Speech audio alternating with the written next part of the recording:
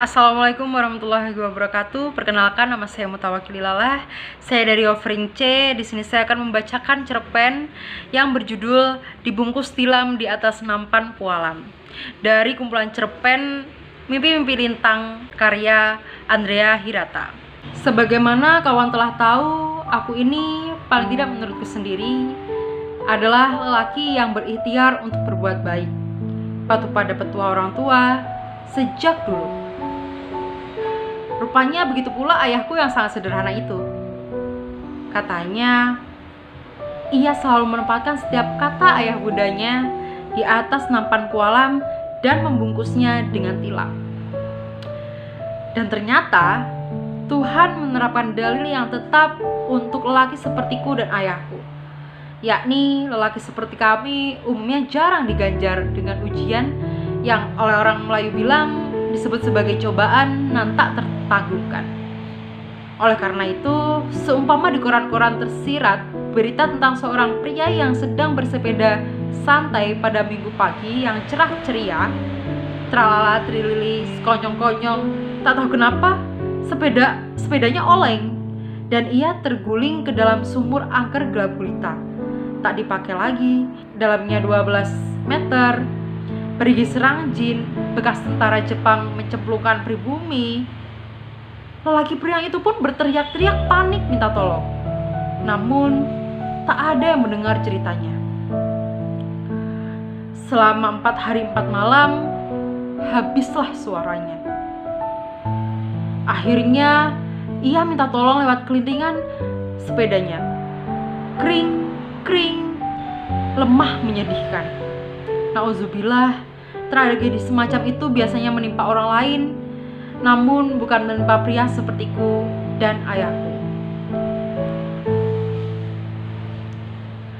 Atau seandainya hujan lebat petir menyambar tiang listrik roboh menimpa pohon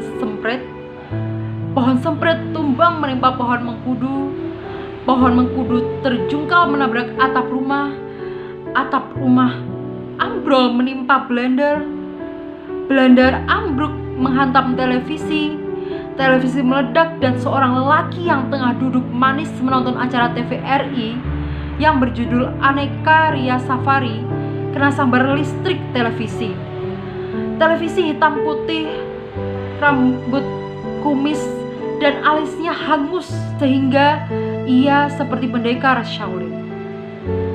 Dapat dipastikan lelaki sial itu bukanlah aku, bukan pula ayahku.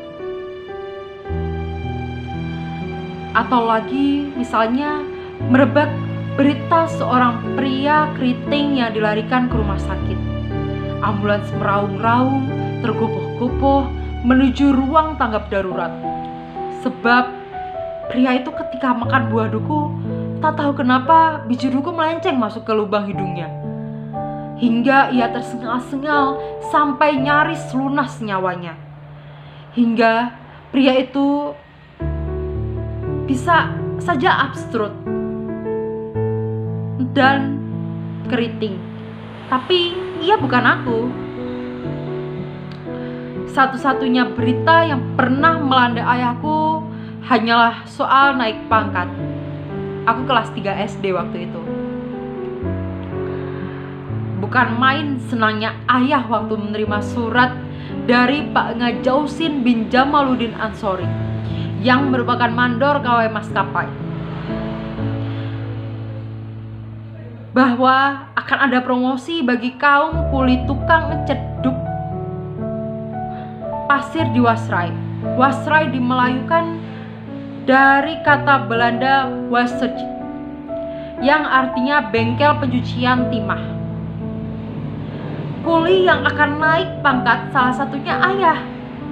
Surat itu pagi tadi dibaca ibuku. Sebab kawan juga tentu tahu, sudah mafhum betapa mengharukannya pengetahuan ayahku soal huruf-huruf Latin. Begitu mendengarnya, ayah yang amat pendiam seperti biasa tak terucap sepatah pun. Kutatap wajahnya yang melempar senyum keluar jendela dan membuang pandang ke pucuk pohon kenangan. Dan kubaca dengan terang di sana, syahdu seperti aktor India baru menyatakan cinta dan bangga. Selebihnya tak dapat disembunyikan kesan raut wajah ayah tak percaya. Tak percaya bahwa akhirnya setelah membanting tulang belulang 31 tahun, ada juga orang yang membicarakan soal kedudukannya. Selama 31 tahun itu ayah tak pernah naik pangkat, tak pernah sejak ia menjadi kuli maskapai dari usia belasan. Tak percaya bahwa kata pangkat bisa disangkut pautkan dengan pekerjaannya yang tak ada hal lain berhubungan dengannya selain mandi keringat. Tak percaya bahwa ada orang lain selain anak-anaknya berkirim surat padanya dengan amplop coklat berkilat dan kaku seperti kopiah, ploskop, surat berlambang maskapai yang gagah, sebuah gerigi besar, dan palu lambang kerja keras pagi sampai petang. Tak percaya surat di tangan ibuku benar ditekan oleh mandor kawal Jausin yang puluhan tahun menindasnya. Berkali-kali ayah menerawang tanda tangan itu, benar basah tinta pena biru dari tangan yang dipertuakan mandor sendiri adanya. Tak percaya lantaran ayah merasa dirinya biasa naik pohon nira untuk memilih air legen. Biasanya naik pohon medang untuk menyarai madu angin. Biasanya naik pohon kelapa untuk membantu tugas burung. Tapi naik pangkat tak masuk dalam perbendaharaannya, kata ayah yang tak punya selembar pun ijazah. Kata-kata itu asing dan ganjil di telinganya. Bagi ayah, naik pangkat adalah kata-kata ajaib milik orang Jakarta.